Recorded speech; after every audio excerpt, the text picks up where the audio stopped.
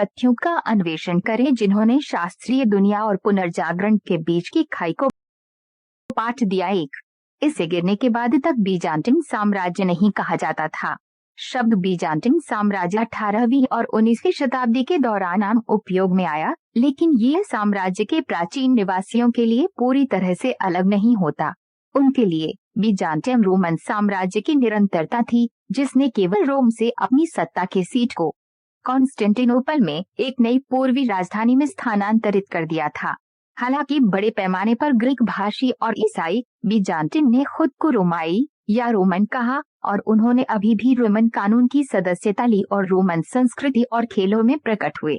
जबकि बीजान्टियम ने बाद में एक विशिष्ट ग्रीक प्रभावित पहचान विकसित की, जैसा कि सदियों से चली आ रही थी। ये अपनी रोमन जड़ों को अपने पतन तक संजोता रहा। 1453 में कॉन्स्टेंटिनोपल पर विजय प्राप्त करने के बाद तुर्की नेता मेहमेद द्वितीय ने रोम का सीजर की उपाधि का भी दावा किया।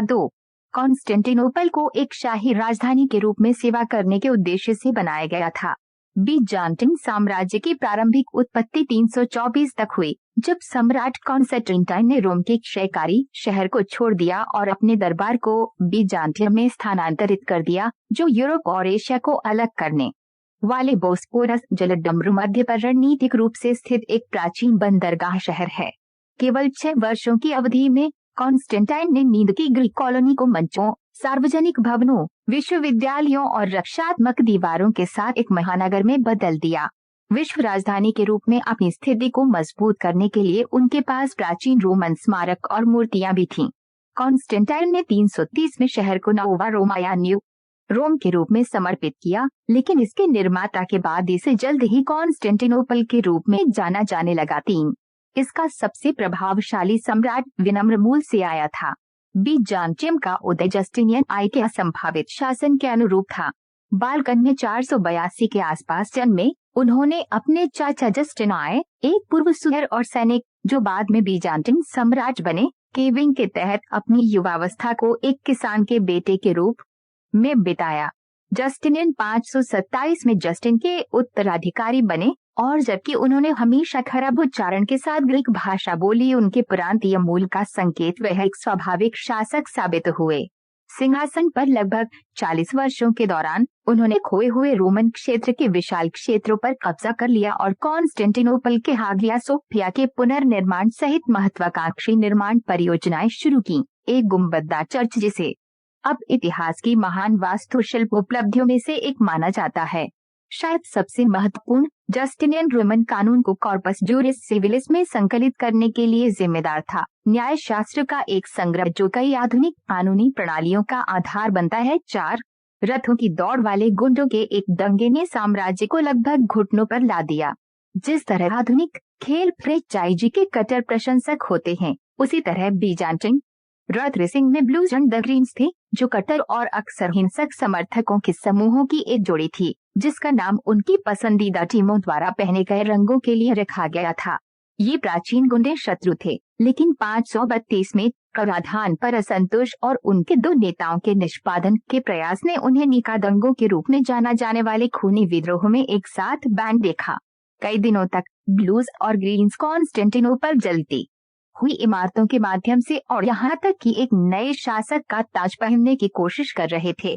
सम्राट जस्टिनियन लगभग राजधानी से भाग गए, लेकिन उनकी पत्नी थियोडोरा ने उन्हें मना कर दिया, जिन्होंने उन्हें आश्वस्त किया कि ये उनके ताज के लिए लड़ने के लिए महान था।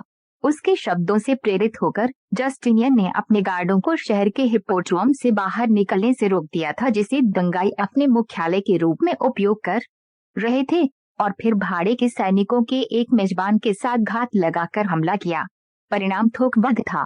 जब तक लड़ाई समाप्त हुई तब तक दंगा कुचल दिया गया था और अनुमानित 30,000 लोग मारे गए थे। कॉन्स्टेंटिनोपल की पूरी आबादी का 10%। 5 बीजान्टिन शासक अपने प्रतिद्वंद्वियों को अंधा और विकृत करने के लिए जाने जाते थे। बीजान्टिन राजनेता अक्सर शारीरिक विकृति के भयानक कृत्यों को अंजाम देने के पक्ष में अपने प्रतिद्वंद्वियों को मारने से बचते थे। कई होने वाले सूदखोर और अपदस्थ सम्राटों को प्रमुख सैनिकों या बच्चों को जन्म देने से रोकने के लिए उन्हें अंधा कर दिया गया था, जबकि अन्य की जीभ, नाक या होंठ काट दिए गए थे।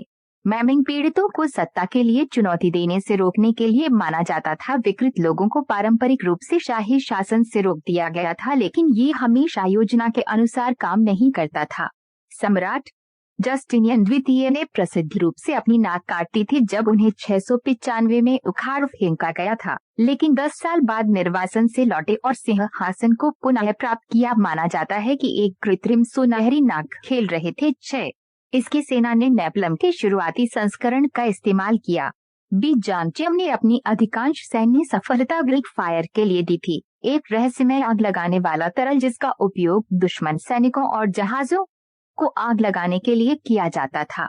इस प्राचीन नेपलम के लिए सटीक नुस्खा इतिहास में खो गया है। इसमें पेट्रोलियम और पाइन राल से लेकर सल्फर और साल्टपीटर तक सब कुछ शामिल हो सकता है, लेकिन खाते से एक मोटे चिपचिपे पदार्थ के रूप में वर्णित करते हैं, जिसे साइफन से छिड़का जा सकता है या मिट्टी के बर्तनों में फेंका जा सकता है, जैसे हथगोले।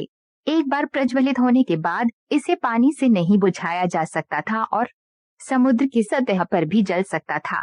ग्रीक फायर सबसे प्रसिद्ध रूप से बीजांटिन नौसेना से जुड़ा था, जिसने 7वीं, 8वीं और 10वीं शताब्दी में कॉन्स्टेंटिनोपल की घेराबंदी के दौरान अरब और रूसी आक्रमणकारियों के खिलाफ विनाशकारी प्रभाव का इस्तेमाल किया था। 7 साम्राज्य ने पूर्वी रूढ़िवादी चर्च को जन्म दिया। बीजांटियम लगभग हमेशा एक ही ईसाई साम्राज्य था, लेकिन सदियों से इसके ग्रीक भाषी चर्च ने पश्चिम में कैथोलिक लैटिन भाषी चर्च से अलग अलग लिटर्जिकल मतभेद विकसित किए। अंततः 1054 में धार्मिक तनाव समाप्त हो गया, जब कॉन्स्टेंटिनोपल के कुलपति और एक पोप प्रतिनिधि के बीच गिरने से पूर्वी और पश्चिमी चर्चों ने एक दूसरे को बहिष्कृत करने के आदेश जारी किए। इस महान विवाद ने ईसाई धर्म की 2 अलग अलग शाखाएं बनाई, पश्चिम में रोमन कैथोलिक चर्च और बीजांटिन पूर्व में पूर्वी रूढ़िवादी church. Catholic pope Paul V और रूढ़िवादी पितृसत्ता एथेन गोलासाई के बीच एक ऐतिहासिक बैठक के बाद दोनों चर्चों ने अंततः 1960 के दशक में अपने बहिष्कार के आदेशों को निरस्त कर दिया, लेकिन वे आज भी अलग अलग संस्थाएं हैं। 8 धर्म युद्ध के दौरान इसकी राजधानी को बर्खास्त कर दिया गया था। बीजांटिन इतिहास के सबसे काले अध्यायों में से 13वीं शताब्दी की शुरुआत में शुरू हुआ, जब ईसाई योद्धा चौथे धर्म युद्ध के लिए वेनिस में इकट्ठे हुए।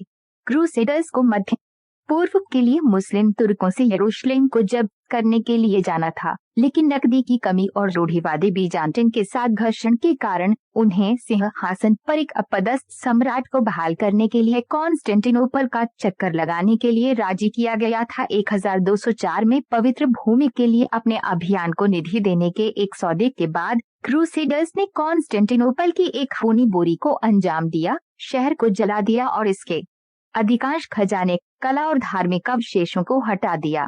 उन्होंने अधिकांश गिरावट वाले बीजांटिन साम्राज्य को भी उकेरा और एक लैटिन शासक स्थापित किया, जबकि बीजांटिन ने बाद में 1261 में कॉन्स्टेंटिनोपल पर कब्जा कर लिया। साम्राज्य